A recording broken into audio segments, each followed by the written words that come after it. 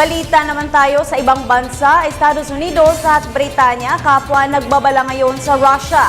At mga kaalyado naman ng Syria magpupulong para humanap ng paraan sa pagsusulong ng political solution sa kaguluhan naman sa naturang bansa.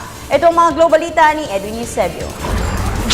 Sinusubok ngayon ng mga foreign ministers ng 11 bansa na kaalyado ng Syria na maghanap ng solusyon. Ito ay kung papaano malulutas ang krisis sa Syria at makakuha ng mga tulong para sa may ilang taon ng gyera sibil doon. Sa pulong na pinangunahan ni British Foreign Minister William Hague, nagkasama-sama ang mga tinawag na Friends of. Tatalakayin ng mga diplomats kung papaano mapapalakas ang suporta para sa mga nagnanais na bakantihin ni Syrian President Bashar al-Assad ang kanyang tanggapan. Naitatag na rin ang international efforts para wakasan ang labanan sa Syria. Una rito, inamin ni Stephen Dujarric, ang spokesman ni UN Secretary General Ban Ki-moon, na dismayado ang UN chief sa kawalan ng progreso ng pagsusulong ng kapayapaan sa Syria.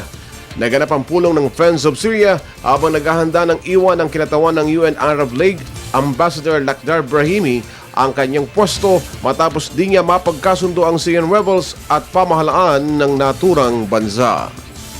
Sinabi ni na US Secretary of State John Kerry at British Foreign Secretary William Hague na papatawan ng kanilang mga bansa ng higit pang economic sanctions ang Russia.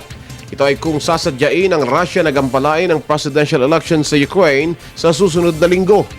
Sa London, tinalakay ni na Hague at Kerry ang krisis sa Ukraine kasama mga foreign ministers mula sa France, Italy at Germany. Sinabi ni Foreign Secretary Hague na ang European Union at Amerika ay naghahanda na ng malawak na sanctions laban sa Russia kung makikialam sa Ukraine para sa pagkakaroon ng bagong gobyerno ng Kiev. Ayon naman kay Secretary Kerry, simple lang ang mensahe ng US at European Union para sa Moscow. Pabayaan ito na makaboto ang mga Ukrainians para sa kinabukasan ng mga ito. Para sa Telebisyon ng Bayan, Edwin Eusebio.